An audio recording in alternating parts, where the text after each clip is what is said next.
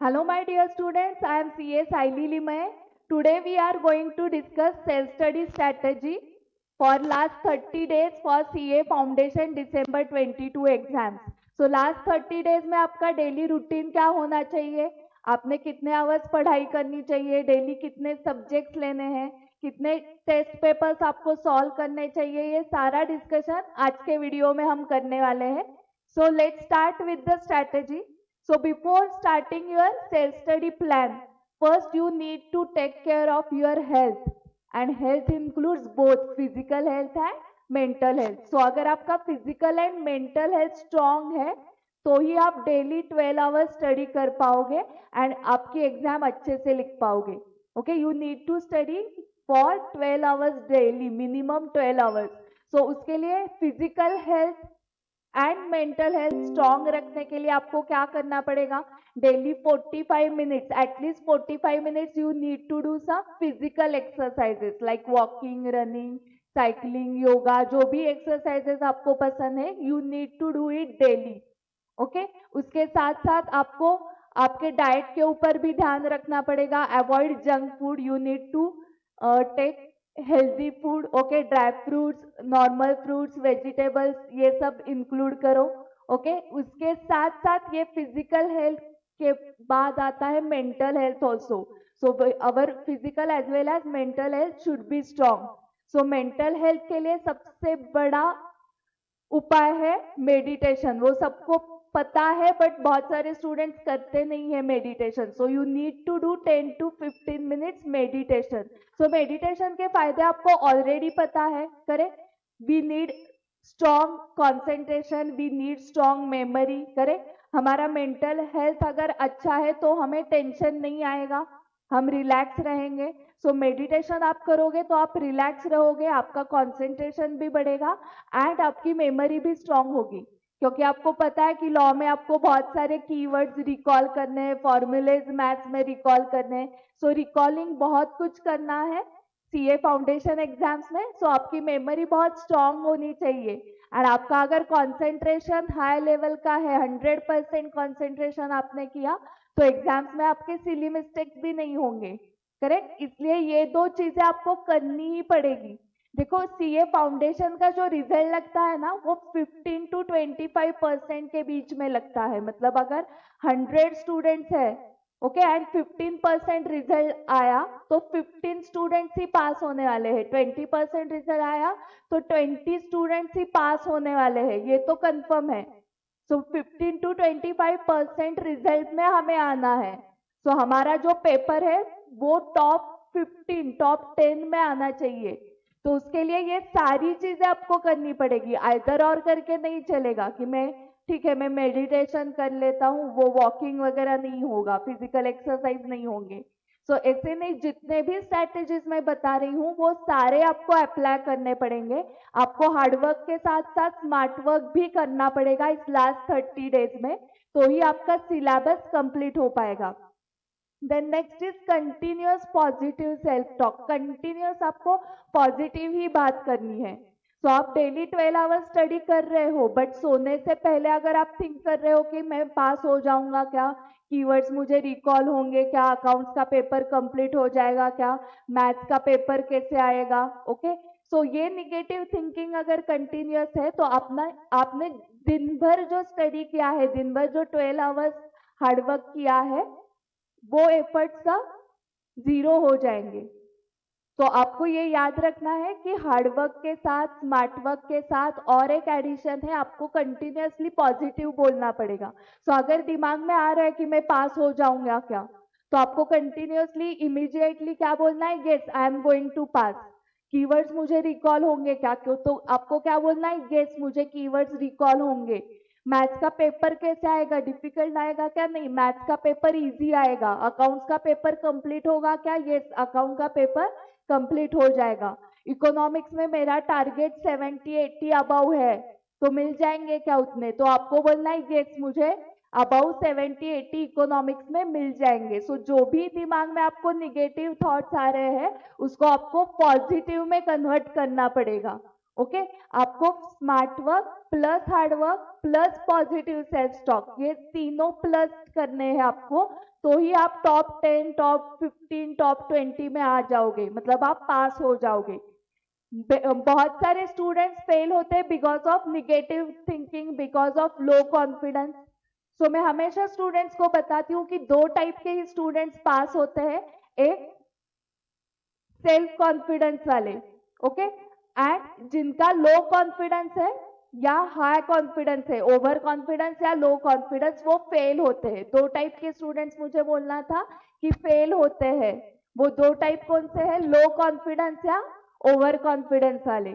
सो कौन से students pass होने वाले हैं? जिनका कॉन्फिडेंस लेवल नॉर्मल है वो। सो हमें कॉन्फिडेंस लेवल नॉर्मल रखना है एंड वो पॉजिटिव थिंकिंग से आएगा। अगर आप ओवर कॉन्फिडेंट हो रहे हो तो खुद को बोलो कि 10% ही रिजल्ट लगने वाला है, सो टॉप 10 में आना है हमें। एंड अगर आप बहुत ही लो कॉन्फिडेंट हो तो आपको बोलना है कि फर्स्ट स्टैंडर्ड से अभी तक 70% अबाउ तो आपको मिले ही है, 70 80 90% हर साल आपको मिले हैं। तो सीए इंस्टीट्यूट को तो सिर्फ 50% ही मार्क्स चाहिए ना, सो 50% आराम से आ सकते हैं। ओके सो अगर लो कॉन्फिडेंस हो रहा है आपका तो आपको उसको ऊपर लाना पड़ेगा, ओवर कॉन्फिडेंस हो रहा है तो उसको नीचे लाना पड़ेगा, बट आपको कॉन्फिडेंस लेवल कैसे रखना है? नॉर्मल रखना है। Then next important thing is cut off social media. Okay ideally आपको पूरा कट ऑफ करना चाहिए फ्रॉम सोशल मीडिया, अगर पॉसिबल नहीं है। ओके फर्स्ट प्रेफरेंस तो मैं दे रही हूँ कि कट ऑफ ही करना है, बट अगर वो पॉसिबल नहीं है तो आपको कुछ duration and timing social media का डिसाइड करना पड़ेगा। ड्यूरेशन मतलब डेली 15 मिनट्स ही सोशल मीडिया देखना है। ओके ये ड्यूरेशन आपने सेट कर दिया एंड टाइमिंग, सो रात को 10 बजे देखना है 10 to 10:15, इतना ही। सो आपने अगर शेड्यूलिंग किया सोशल मीडिया का तो ही आप उसके ऊपर कंट्रोल कर पाओगे। एंड अगर आपको लगता है कि मैम 15 मिनट्स में डिसाइड करता हूँ बट वो कब 1 घंटे हो जाता है पता ही नहीं चलता, अगर ऐसी सिचुएशन हो रही है तो आपको पूरा सोशल मीडिया कट ऑफ ही करना चाहिए at least for this last 30 days, तो ही आप पूरे कंसंट्रेशन स्टडीज पे कर पाओगे। ओके आप बाद में इंस्टाग्राम फेसबुक वो 24 आवर्स चला सकते हो, बट अभी कट ऑफ करो तो आपका स्कोर अच्छा आएगा एंड बाद में आपके अच्छे अच्छे रिजल्ट्स आप इंस्टाग्राम पे डालो, फिर बाद में आपके फॉलोअर्स आराम से बढ़ जाएंगे। ठीक है, yes. Then next is no comparison with others, this is also very important, क्योंकि बहुत सारे स्टूडेंट्स दूसरे स्टूडेंट्स के साथ कंपेयर करते हैं एंड डीमोटिवेट हो जाते हैं कि उसको तो 70 मिल गए मार्क्स, मुझे तो 40 भी नहीं आ रहे हैं, या मेरा जो फ्रेंड था वो इंटरमीडिएट लेवल पे जा गया है बट मैं अभी तक फाउंडेशन लेवल पे ही हूँ। सो ऐसे अगर आप कंपैरिजन करोगे तो आपको पॉजिटिव एनर्जी नहीं मिलेगी हार्डवर्क करने के लिए। सो आपको क्या करना पड़ेगा? Don't compare with others. Comparison से कुछ फायदा नहीं होने वाला है। देखो 10th स्टैंडर्ड में आपके कुछ अलग कॉम्पिटिटर्स थे, 12th स्टैंडर्ड में कोई अलग था। आप सोचो जो 10th स्टैंडर्ड में आपके कॉम्पिटिटर्स थे वो अभी मे बी कॉमर्स बैकग्राउंड को आए भी नहीं होंगे, साइंस को गए होंगे, या जो 12th में आपके कॉम्पिटिटर्स थे कॉमर्स बैकग्राउंड के ही, वो मे बी अभी सीए भी नहीं कर रहे हैं। तो at every stage of life अलग अलग कॉम्पिटिटर्स रहेंगे। ओके तो कंपेयर करके कुछ फायदा नहीं होने वाला है। ओके ये सारे आपके फ्रेंड्स है, उसको कॉम्पिटिटर्स मत समझो। तो आपके जितने भी फ्रेंड्स हैं वो सारे एक साथ इंटरमीडिएट में जाने चाहिए ना, जो भी आपका फ्रेंड्स का ग्रुप है वो आपके कॉम्पिटिटर्स नहीं है, आप फ्रेंड्स हो। सो आपको एक दूसरे को मदद करनी चाहिए, क्योंकि आपने एक दूसरे को मदद की तो आपका पूरा फ्रेंड सर्कल इंटरमीडिएट में जाएगा। अगर आप कंपैरिजन करते रहोगे, एक दूसरे को हेल्प नहीं की, तो उस फ्रेंड सर्कल के कुछ फ्रेंड्स इंटरमीडिएट में जाएंगे एंड कुछ फ्रेंड्स फिर से फाउंडेशन रिवीजन बैच में बैठेंगे। So they are not your competitors, they are your friends, so you need to help them also. So इसका मतलब ये नहीं कि 10-10 घंटे आप फोन पे उसको ही कंसेप्ट समझा रहे हो एंड खुद का स्टडी बाकी है। Okay so don't compare with yourself, take refreshment breaks at regular level. So हम 12 आवर्स स्टडी जो करने वाले हैं वो कंटिन्यूअसली नहीं करना है, आपको बीच बीच में क्या करना है? ब्रेक लेना है। सो एट रेगुलर इंटरवल्स मतलब after every half an hour लेना है क्या? नहीं। सो रेगुलर इंटरवल्स मतलब जनरली एटलीस्ट 2 आवर्स तो आपको एक जगह पे बैठना पड़ेगा, क्योंकि आपका पेपर तो 3 आवर्स का है। सो एटलीस्ट 2 आवर्स का एक स्लॉट रखो and then you can take 5 to 10 minutes break. या आप डिसाइड कर सकते हो कि ये 20 क्वेश्चंस खत्म होने के बाद ही मैं ब्रेक लेने वाली हूँ, इस टाइप से आप ब्रेक सेट कर सकते हो। ओके, बट रिफ्रेशमेंट में आपको डायरेक्टली सोशल मीडिया नहीं देखना है। Okay, yes. Then continuous thinking on your growth. So आप जब रिफ्रेशमेंट ब्रेक भी लोगे तब भी आपको थिंक करना है कि आपके स्ट्रेंथ क्या है, आपके वीकनेसेस क्या है, उस वीकनेसेस के ऊपर आपको क्या और स्ट्रेटेजीज लगानी पड़ेगी जिससे वो इम्प्रूव हो जाएंगे। फॉर एग्जाम्पल, अगर आप मराठी मीडियम से हो, आपको बीसीआर इंग्लिश इम्प्रूव करना है, तो और मैं क्या प्रैक्टिस कर सकती हूँ? या आप साइंस बैकग्राउंड से हो, आपको अकाउंट्स और स्ट्रॉन्ग करना है, तो अकाउंट्स के ज्यादा क्वेश्चंस आपको सॉल्व करने पड़ेंगे। सो आपको स्ट्रेंथ्स एंड वीकनेसेस का एनालिसिस करके उसके ऊपर काम करना पड़ेगा। सो कंटिन्यूअस अपने बारे में ही सोचो कि लास्ट टेस्ट में मुझे इतने मार्क्स मिले थे, तो नेक्स्ट टेस्ट में और कैसे इंप्रूव हो सकते हैं। Then next, preparation and execution of day wise plan. So daily 12 hours minimum study करना है एंड आपका डेली प्लान रेडी होना चाहिए ऑलरेडी। सो ऐसे नहीं कर सकते हो आप कि 12 आवर्स स्टडी करना है, वो तो डिसाइडेड है। सो अभी क्या दिमाग में आ रहा है कि अकाउंट्स करते हैं, चलो सो अकाउंट्स कर लिया, फिर 1 घंटे के बाद अकाउंट्स बोर होने लगा तो चलो लॉ करते हैं, फिर लॉ बोर होने लगा फिर मैथ्स करते हैं। इस टाइप से स्टडी नहीं होना चाहिए। आपका डेली शेड्यूल ऑलरेडी डिसाइडेड होना चाहिए कि आज दिन भर में क्या क्या कंप्लीट करना है। And I will suggest take all the 4 subjects daily in last 30 days। Then refreshment break में और एक चीज आप कर सकते हो, analysis of past papers. So past papers accounts and law के तो अपलोड होते हैं वेबसाइट पे, आपको पता है वो, तो उसका भी स्टडी करना चाहिए। सिर्फ सिलेबस का स्टडी करके फायदा नहीं है, उसके साथ साथ आपको कौन से क्वेश्चंस कौन से टॉपिक से आ रहे हैं, कौन से क्वेश्चन नंबर पे आ रहे हैं, वो सब पता होना चाहिए। ओके, आपको फॉर्मेट इंस्टीट्यूट का पता होना चाहिए पेपर्स का। तो उसके लिए आपको क्या करना पड़ेगा? पास्ट पेपर्स एनालिसिस करने पड़ेंगे। ओके, 5 to 10 मिनट्स लगते हैं एक पेपर एनालाइज करने के लिए। सो फॉर एग्जाम्पल, यहाँ पे हम एक लॉ के पेपर्स का एनालिसिस करते हैं। सो देखो,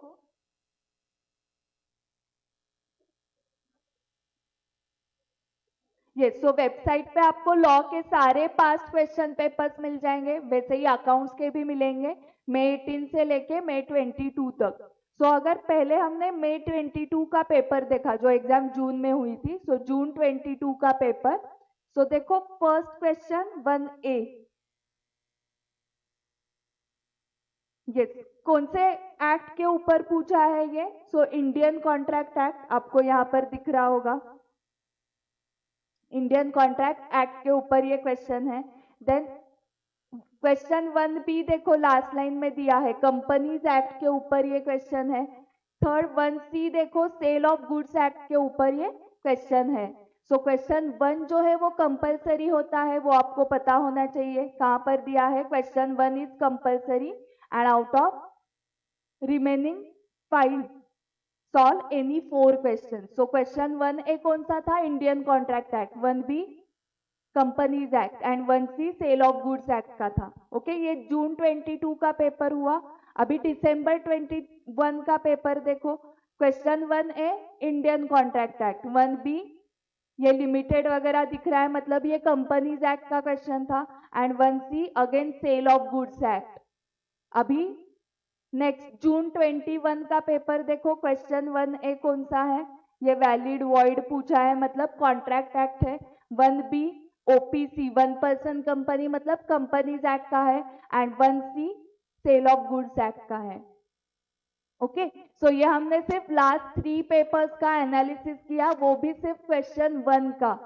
सो जो कंपलसरी होता है, सो इससे हमें क्या समझ में आ गया कि contract act, companies act, and sale of goods act, ये तीनों एक्ट कंपलसरी में आने वाले हैं, तो ये तो हमें करने ही पड़ेंगे। सिमिलरली आप बीसीआर का भी कर सकते हो, बीसीआर का भी पैटर्न सेम है। बीसीआर में क्वेश्चन 7 से स्टार्ट होता है BCR, correct? Yes, so question 7A देखो, यहाँ पर आपको पैसेज दिया है, read the passage and answers करने हैं, आपको उसके ऊपर के क्वेश्चन सॉल्व करने हैं। ये हो गया 7A। 7B में देखो क्या है, notes and summary, okay. And 8A देखो क्या है, physical barriers are results of our surroundings, तो ये कम्युनिकेशन के ऊपर है क्वेश्चन। So 8A 9A distinguish between general English and business English, so 9A भी कम्युनिकेशन के ऊपर है। 10A write essentials of oral communication, 11A भी कम्युनिकेशन का है, करेक्ट? सो 7A जो फर्स्ट क्वेश्चन कंपलसरी है, उसमें क्या आ रहा है, पैसेजेस आ रहे हैं एंड नोट्स एंड समरी आ रही है, करेक्ट? यस। जून 21 का पीसीआर देखा हमने, अभी दिसंबर 21 का पीसीआर देख रहे हैं।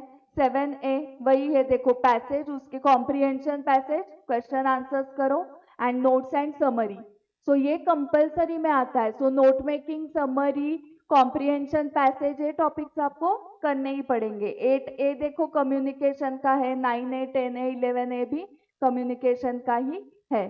सिमिलरली जून 22 का भी पेपर देखो, ये 7A कॉम्प्रिहेंशन पैसेज, देन यहाँ पर भी एक पैराग्राफ दिया है, make notes and summary. Then 8A again communication ऊपर है, अगेन 9A 10A 11A सारे कम्युनिकेशन के हैं, मतलब हर एक क्वेश्चन का जो सब क्वेश्चन ए आ रहा है वो कम्युनिकेशन आ रहा है, एंड जो क्वेश्चन 7 कंपलसरी है उसमें क्या आ रहा है, comprehension passage and notes and summary, मतलब वो टॉपिक्स आपको कंफर्म अच्छे से करने हैं। तो ये किसको पता है, जिसने पास्ट पेपर्स का एनालिसिस किया है उसको ही पता है कि क्वेश्चन 7 कंपलसरी में क्या आने वाला है, 8A 9A 10A क्या आने वाले हैं, ओके। या लॉ में भी फर्स्ट क्वेश्चन कौन से एक्ट के ऊपर आने वाला है जो कंपलसरी क्वेश्चन होता है। सो इसके लिए एनालिसिस करो पास्ट पेपर्स का। You can do daily reporting to me, okay. So आप व्हाट्सएप पे रिपोर्टिंग कर सकते हो, अगर आप व्हाट्सएप अनइंस्टॉल करने वाले हो तो आप मुझे नॉर्मल टेक्स्ट मैसेज से रिपोर्टिंग कर सकते हो। सो आपको क्या रिपोर्टिंग करना है कि दिन भर आपने क्या स्टडी किया है उसका रिपोर्टिंग मुझे करना है, ओके। सो अगर आपने रिपोर्टिंग मुझे किया तो मैं आपको बता पाऊंगी कि आपका जो स्टडीज का स्पीड है वो करेक्ट चल रहा है, सो चल रहा है, या आप जो टॉपिक्स का कॉम्बिनेशन कर रहे हो वो करेक्ट है या गलत जा रहा है, okay. So do daily reporting to me. Then next is our full syllabus test series time table. So सारे स्टूडेंट्स को ऑलरेडी ये टाइम टेबल पता है, 2 टेस्ट सीरीज होने वाले हैं, one is starting from 16 November and second is starting from 24 November, and ये alternate day ही रहेंगे papers, just like institute 16, 18, 20, 22 and 24, 26, 28 and 30, okay. उसके फीस भी दिए हुए हैं, टोटल फीस होते हैं 1100 पर राउंड, ओके। सो आप आइदर दोनों टेस्ट लिख सकते हो या एक टेस्ट लिख सकते हो, you can write test series from home और you can write test series in classroom also. So before test series आपको क्या क्या करना है, क्या शेड्यूल आपका होना चाहिए, एंड आफ्टर टेस्ट सीरीज आपका क्या शेड्यूल होना चाहिए, वो अभी हम डिस्कस करते हैं। So physical and mental health हमने डिस्कस किया, अभी देखो आपको सब्जेक्ट वाइज स्टडी कैसे करना है उसके बारे में डिस्कशन करेंगे। सो फर्स्ट देखो, revision of all important concepts of difficult topics. So before test series accounts में आपको क्या करना है, जब आप अकाउंट सब्जेक्ट उठाते हो तो उसमें से डिफिकल्ट टॉपिक्स पहले स्टार्ट करो, जो इजी टॉपिक्स है जो ऑलरेडी आपने 11th-12th में सीखे, जर्नल, लेजर, ट्रायल बैलेंस, वो स्टार्ट नहीं करने हैं अभी आपको। बिफोर टेस्ट सीरीज आपको डिफिकल्ट टॉपिक्स कवर करने हैं, like partnership, company accounts, final accounts of sole proprietor, NPO, inventory, BRS, इस टाइप के टॉपिक्स पहले लो, उसके सारे कंसेप्ट जो है मॉड्यूल में वो पहले आपको रिवाइज करने हैं कंसेप्ट, ठीक है। उसके लिए आपके पास समरी नोट्स हो सकते हैं या मॉड्यूल में आपने हाईलाइट करके रखे होंगे इंपॉर्टेंट पॉइंट्स समरी थ्योरी में से, तो वो पहले रिवाइज करने हैं एंड देन उसके क्वेश्चन सॉल्व करने हैं, solving difficult questions of each topic with timer. So यहाँ पर आपको सिर्फ डिफिकल्ट क्वेश्चन सॉल्व करने हैं बिफोर टेस्ट सीरीज एंड वो क्वेश्चंस भी आपको टाइमर लगा के सॉल्व करने हैं एंड कितनी बार सॉल्व करने हैं वो 2 times, back to back 2 times. For example partnership में डेथ ऑफ पार्टनर टॉपिक में एक लास्ट क्वेश्चन है एक्सरसाइज में इंस्टीट्यूट के मटेरियल में पीटर पॉल प्रिंस का, तो वो क्वेश्चन डिफिकल्ट क्वेश्चन है, लास्ट डे रिवीजन में आता है, वो ए टाइप का क्वेश्चन है, तो वो continuously back to back 2 times आपको सॉल्व करना है। मतलब आपने 30 मिनट्स का टाइमर लगा के सॉल्व किया तो इमीडिएटली फिर से वो 30 मिनट्स का टाइमर लगा के सॉल्व करना है आपको, ओके। एंड टाइमर कैसे सेट करना है, सो आपको 3 आवर्स होते हैं 100 मार्क्स के लिए, 3 आवर्स मतलब 180 मिनट्स, उसमें से 10 मिनट्स आप डिडक्ट करो, बारकोड स्टिकर अटेंडेंस सप्लीमेंट लेने में आपका जाने वाला है, सो आपके पास इफेक्टिवली 170 मिनट्स है to write the paper. So 170 minutes upon 100 marks मतलब 1.7 मिनट्स पर मार्क। सो 10 मार्क्स का क्वेश्चन आपका 17 मिनट्स में होना चाहिए, 20 मार्क्स का 34 मिनट्स में होना चाहिए, ओके। सो आपको क्वेश्चन देख के एक अंदाजा लगाना है कि ये क्वेश्चन कितने मार्क्स का होगा। सो अगर वो आपको लग रहा है कि ये क्वेश्चन बीआरएस का 10 मार्क्स के लिए आएगा तो 10 इंटू 1.7, सो 17 मिनट्स का टाइमर लगा के ही आपको सॉल्व करना है वो क्वेश्चन, ओके। आपका बीआरएस टैली हो रहा है बट वो 17 मिनट्स में नहीं हो रहा है तो उसकी प्रैक्टिस आपको करनी पड़ेगी। अगर वो क्वेश्चन आपका 1 घंटे में टैली हो रहा है तो फायदा नहीं है, ओके। वो 17 मिनट्स में कंप्लीट होना चाहिए, तो वो कब हो पाएगा, अगर आपने डेली टाइमर लगा के सॉल्विंग प्रैक्टिस की तो। सिर्फ आप मैम हमने टेस्ट सीरीज ज्वाइन की है तो टेस्ट सीरीज में तो टाइम में हो रहा है या नहीं हो रहा है तो उसकी प्रैक्टिस हो ही जाएगी, तो सिर्फ उतनी प्रैक्टिस सफिशिएंट नहीं है, आपको सेल्फ स्टडी करते वक्त भी टाइमर लगा के ही सॉल्विंग प्रैक्टिस करनी पड़ेगी, ठीक है। एंड डिफिकल्ट क्वेश्चंस आप कहाँ से कवर करोगे, ICAI study material, past RTP, MTP, past papers, and then go through easy questions during test series. So test series हमारी अल्टरनेट डे है, सो बीच में जो गैप है उस टाइम आपको जो इजी क्वेश्चंस है वो गो थ्रू करने हैं एंड ये जो डिफिकल्ट क्वेश्चंस आपने 2-2 बार ऑलरेडी सॉल्व किए हैं वो भी आपको गो थ्रू करने हैं फिर से at the time of test series. And ये क्वेश्चन सॉल्व करते वक्त and easy questions go through करते वक्त आपको एलडीआर मार्किंग करना है। एलडीआर का फुल फॉर्म क्या है, लास्ट डे रिवीजन। सो एलडीआर 1, 2, 3 लिखा है देखो मैंने आगे, उसका मीनिंग क्या है कि अकाउंट्स का पेपर तो आपका पहला है, सो आप कितने भी दिन पहले अकाउंट स्टार्ट कर सकते हो, 3 डेज 4 डेज, बट जो नेक्स्ट पेपर्स है उसके लिए आपके पास सिर्फ 1.5 डे है रिवीजन करने के लिए। सो अकाउंट्स का पेपर होने के बाद इवनिंग में आप लॉ का क्या पढ़ोगे, जो छुट्टी का दिन है उस दिन क्या पढ़ोगे एंड लॉ के दिन मॉर्निंग में क्या पढ़ोगे, तो वो भी आपका प्रॉपर प्लान होना चाहिए।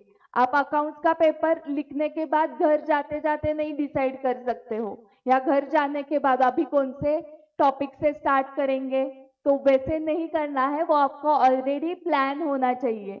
सो एलडीआर 1 मतलब क्या, अकाउंट्स के दिन इवनिंग को क्या पढ़ना है, एलडीआर 2 मतलब क्या, नेक्स्ट डे क्या पढ़ना है, एंड एलडीआर 3 मतलब क्या, लॉ के दिन मॉर्निंग क्या पढ़ना है, ओके। तो ये सारा आपको डिसाइड करना पड़ेगा for all the remaining 3 subject, ठीक है।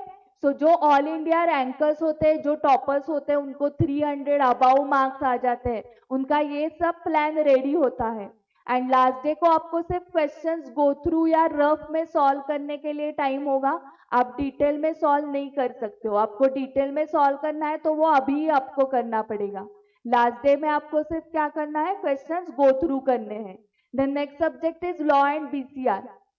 तो इसमें अगर आप देखते हो तो हर एक पॉइंट के स्टार्टिंग को मैंने लिखा है daily daily daily daily daily. So law and BCR आपको डेली करना ही पड़ेगा, ओके। सो डेली आप क्या क्या करोगे, writing practice of law questions, for 1 hour. So law के क्वेश्चंस आपको लिखने हैं। सो आंसर देख के लिखना है क्या? तो बिल्कुल नहीं, तो आपको क्वेश्चन पढ़ना है। अगर ये क्वेश्चन एग्जाम में आ गया तो मैं क्या आंसर लिखने वाली हूँ वो लिख देना है, एंड देन आपका आंसर कंपेयर करो उनके आंसर के साथ। ओके, ये आपको डेली करना ही पड़ेगा, क्योंकि एग्जाम में आपको क्या करना है, यही करना है। लॉ का क्वेश्चन पढ़ना है, इंटरप्रेट करना है, कीवर्ड्स रिकॉल करने हैं, प्रोविजंस रिकॉल करने हैं, एंड लिखना है उसको। सो इसकी अगर आप प्रैक्टिस करोगे तो ही आएगा। अगर आप सिर्फ रीडिंग कर रहे हो तो पॉसिबल नहीं है लॉ में पास होना। लॉ की रीडिंग कंपटीशन नहीं रखी है इंस्टीट्यूट ने। ओके, सो आपको रीडिंग करके कुछ फायदा नहीं है, आपको रिकॉल भी करके देखना पड़ेगा, आपको डेली कंसेप्ट्स भी रिवाइज करने पड़ेंगे। Then daily solving practice of BCR question. So BCR में भी बहुत सारे राइटिंग स्किल्स हैं, जैसे कि precis writing, formal letter, formal mail, resume, note making. तो हर एक टाइप आप डेली प्रैक्टिस करोगे फॉर 1 आवर, वो भी सिर्फ रीडिंग करके, या अगर आप सिर्फ फॉर्मेट गो थ्रू करके जा रहे हो तो बीसीआर में परफॉर्मेंस नहीं आएगा। एंड उसके साथ साथ आपको प्रैक्टिस करनी है ग्रामर की भी, वोकैबुलरी की भी प्रैक्टिस करनी है। ओके, हमें टॉप 10 में आना है। ऐसे ही पकड़ के चलो 10-15% ही रिजल्ट लगेगा। वर्स्ट केस अगर 10% लगा तो 100 में से हमें 10 में आना है, तो उसके लिए मेहनत भी उतनी लगेगी। ओके, जितना 90% स्टूडेंट्स मेहनत कर रहे हैं उससे ज्यादा मेहनत हमारी है, तो ही हम टॉप 10 में आ सकते हैं। ओके, तो ये सब आपको प्रैक्टिस से ही होगा, daily recalling practice of keywords. देखो, आपको ईच एंड एवरी क्वेश्चन लिखने के लिए टाइम नहीं है अभी। सो कुछ क्वेश्चंस आप लिख के देखोगे, डिफिकल्ट वाले, केस स्टडी बेस्ड ज्यादा क्वेश्चंस अभी इंस्टीट्यूट पूछती है।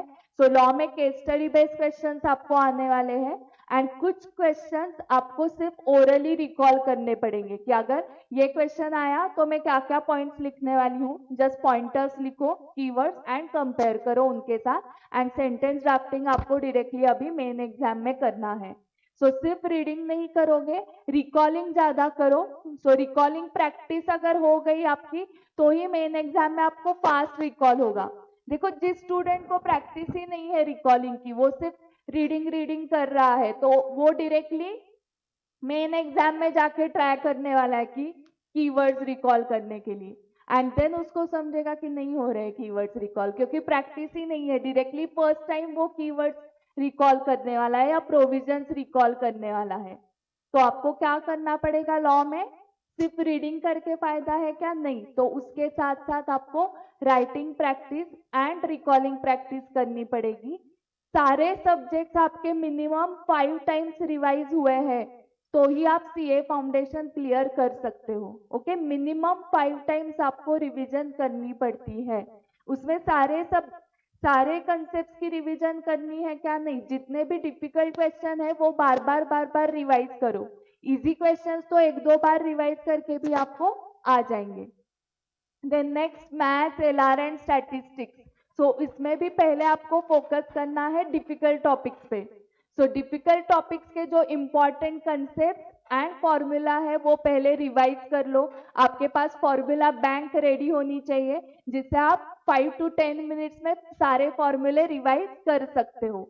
एंड देन इसमें भी आपको डिफिकल्ट क्वेश्चन ही सॉल्व करने हैं। ये हम बिफोर टेस्ट सीरीज कर रहे हैं। सो बिफोर टेस्ट सीरीज आपको सारे डिफिकल्ट क्वेश्चन सॉल्व करने हैं, टाइमर लगा के 2 टाइम्स बैक टू बैक। इसमें भी आप आईसीआई स्टडी मटेरियल पास, आरटीपी, एमटीपी पास पेपर से सॉल्व कर सकते हो। अगर आपके पास क्वेश्चन बैंक अवेलेबल नहीं है तो हमारे इंस्टीट्यूट में सीए विवेक मारू सर सिखाते हैं मैथ, तो उनकी क्वेश्चन बैंक अवेलेबल है, सो आप वो क्वेश्चन बैंक ले सकते हो।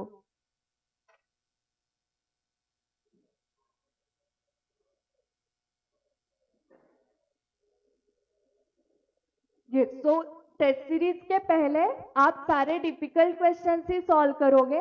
ड्यूरिंग टेस्ट सीरीज आपको गो थ्रू करने हैं इजी क्वेश्चन, एंड सारे फॉर्मूले जो होते हैं वो आपको मॉर्निंग को रिवाइज करने चाहिए। Revise all the formulas in the morning of the test as well as main exam of maths, क्योंकि फॉर्मूला में अगर कंफ्यूजन हो गया ना एग्जाम में तो क्वेश्चन आपको नहीं आएंगे। ओके, सो अगर मॉर्निंग में ही अगर हमने फॉर्मूले रिवाइज किए हैं तो आपको कॉन्फिडेंस आएगा कि यही कंफर्म फॉर्मूला है एंड फिर आप क्वेश्चन सॉल्व कर पाओगे।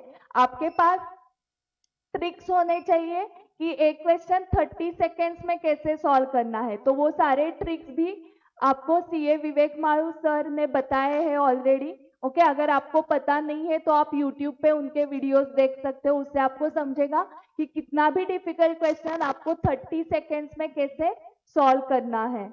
ओके, एंड अगर आपके पास कैलकुलेटर के ट्रिक्स नहीं है तो वो भी ट्रिक्स आपको मिल जाएंगे, सर ने सारे कैलकुलेटर ट्रिक्स भी बताए हुए हैं ऑलरेडी। एंड यहाँ पर भी आपको एलडीआर मार्क करना है क्वेश्चन। ओके, 1 2 3 में डिवाइड करो। सो आपको डाउट रहेगा मैम इवनिंग को कौन सा करना है, छुट्टी के दिन कौन से टॉपिक करने हैं एंड एग्जाम के दिन मॉर्निंग में कौन से टॉपिक करने हैं। तो आई विल सजेस्ट कि जो मीडियम लेवल के टॉपिक्स है वो इवनिंग को करो, जो डिफिकल्ट बड़े टॉपिक्स है वो छुट्टी के दिन करो, एंड जो इजी टॉपिक्स होते हैं ना वो मॉर्निंग में करो, क्योंकि टेंशन कब आता है, मॉर्निंग में ज्यादा टेंशन आता है। तो उस दिन अगर इजी टॉपिक्स बाकी है आपके तो आप रिलैक्स रहोगे कि मुझे मेरे डिफिकल्ट है मीडियम लेवल के टॉपिक्स हो गए हैं, रात को नींद आएगी एंड देन नेक्स्ट डे आपको सिर्फ इजी टॉपिक्स करने हैं एग्जाम के दिन। ओके, सो इस टाइप से आप डिवाइड कर सकते हो 1 2 3 में। मैथ्स के जनरली आई थिंक मुझे लगता है कि 15 to 20 क्वेश्चन या मैक्सिमम 25, अगर बहुत ही बड़ा टॉपिक है तो आप 15 to 25 क्वेश्चन एलडीआर मार्क करोगे। उसके साथ साथ अकाउंट्स में भी 8 to 10 क्वेश्चन हर एक टॉपिक के एलडीआर मार्क करो, एंड लॉ में 15 around 15 on an average 15 questions, and बहुत ही बड़ा टॉपिक है, उसमें बहुत सारे यूनिट्स है, तो पर यूनिट 5 to 6 क्वेश्चंस आपके एलडीआर होने चाहिए। ओके, उससे ज्यादा क्वेश्चंस एलडीआर मत रखो। ओके, सो एलडीआर में कौन से रखोगे कि ये मैंने एक दिन पहले देखा है क्वेश्चन तो ही मुझे एग्जाम में याद आएगा, इस टाइप के जो क्वेश्चंस होते हैं वो एलडीआर मार्क करने हैं। एंड जो क्वेश्चंस आपको कभी भी पूछा तो भी उसका आंसर आ जाएगा तो वो लास्ट डे को नहीं देखने हैं। फॉर एग्जाम्पल अगर अकाउंट्स का एग्जाम्पल लेते हैं तो शेयर एप्लीकेशन मनी रिसीव्ड, उसकी एंट्री क्या होती है, bank account debit to equity share application account, तो ये एंट्री आपको कभी भी पूछी तो आ जाएगी। या कैश सेल्स की एंट्री बहुत उससे भी इजी, तो cash account debit to sales account, bad debts की entry bad debts account debit to debtors account. तो इस टाइप के जो क्वेश्चंस है जो आपको कभी भी पूछे तो भी आ जाएंगे, तो वो वाले क्वेश्चंस लास्ट डे को नहीं करने हैं। आपके सारे डिफिकल्ट क्वेश्चंस होने के बाद अगर टाइम रहता है तो वो आप इजी क्वेश्चंस भी कर सकते हो। Then last is economics, economics and BCK, इसमें आपको सारे टॉपिक्स के इंपॉर्टेंट कंसेप्ट पहले रिवाइज करने हैं। टॉपिक जैसे ही रिवाइज होता है इमीडिएटली उसके डिफिकल्ट क्वेश्चन सॉल्व करो।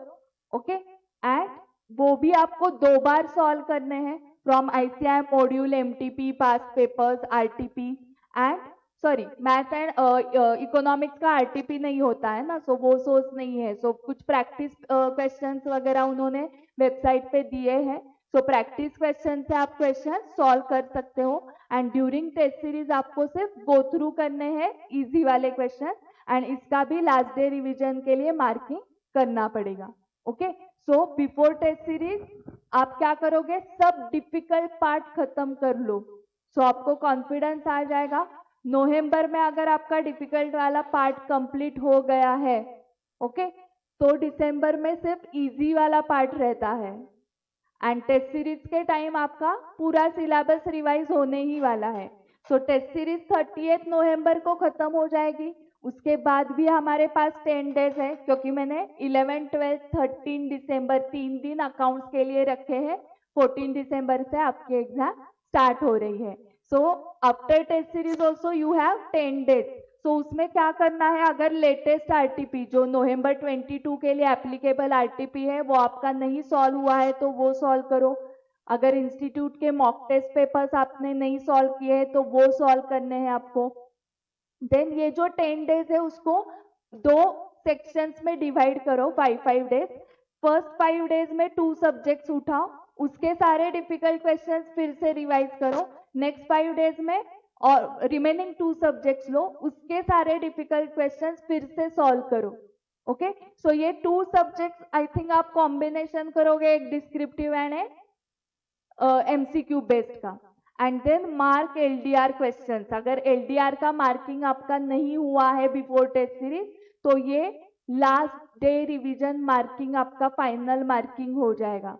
सो इन 10 डेज में आपको डिसाइड करना है कि ये क्वेश्चन देखना है नहीं देखना है। हर एक क्वेश्चन होने के बाद खुद को पूछो, अगर ये क्वेश्चन एग्जाम में आ गया तो आपको इसका आंसर आएगा क्या पूरा। अगर आंसर ये आया तो लास्ट डे में वो नहीं लेना है। अगर आपका आंसर आया कि नहीं ये लास्ट डे को हमने देखा आंसर, तो ही मैं एग्जाम में इसको लिख सकती हूँ, तो उसको लास्ट डे के लिए रिविजन के लिए आपको मार्क करना है। ठीक है, सो हर एक क्वेश्चन का आपको एनालिसिस करके मार्किंग करके रखना पड़ेगा। उस 10 डेज में आपका पूरा प्लान रेडी होना चाहिए कि 1.5 डे में कैसे कैसे करना है। आप आवर्स भी डिसाइड करके रख सकते हो कि 2 मतलब अकाउंट्स का पेपर होने के बाद 2 आवर्स में मुझे कंपनीज एक्ट खत्म करना है, फिर नेक्स्ट 3 आवर्स में पार्टनरशिप एक्ट खत्म करना है, 1.5 आवर में एलएलपी एक्ट खत्म करना है। ओके, इस टाइप से आपका आवरली बेसिस पे आप प्लान भी लगा के रख सकते हो इस लास्ट 10 डेज में। एंड ये सब करने के बाद भी आपके पास टाइम है तो सॉल्व करो पास्ट एग्जाम पेपर्स, इंस्टीट्यूट के पास्ट एग्जाम पेपर्स टाइमर लगा के सॉल्व करो, मतलब प्रॉपर 3 आवर्स में। सो आपने पास्ट पेपर सॉल्व किए हैं तो आपको और कॉन्फिडेंस आएगा कि इंस्टीट्यूट लेवल के एग्जाम पेपर्स मैंने ऑलरेडी सॉल्व किए हैं, उसके सजेस्टेड आंसर्स अपलोडेड होते हैं वेबसाइट पे, तो उसके साथ कंपेयर करो एंड आपको समझ में आ जाएगा कि आपको कितना सॉल्व करने को आ रहा है। ओके, तो ये सारी चीजें आपको करनी है, इसमें से आइदर और करके नहीं चलने वाला है। Okay, so use all these strategies and thank you very much for watching the video.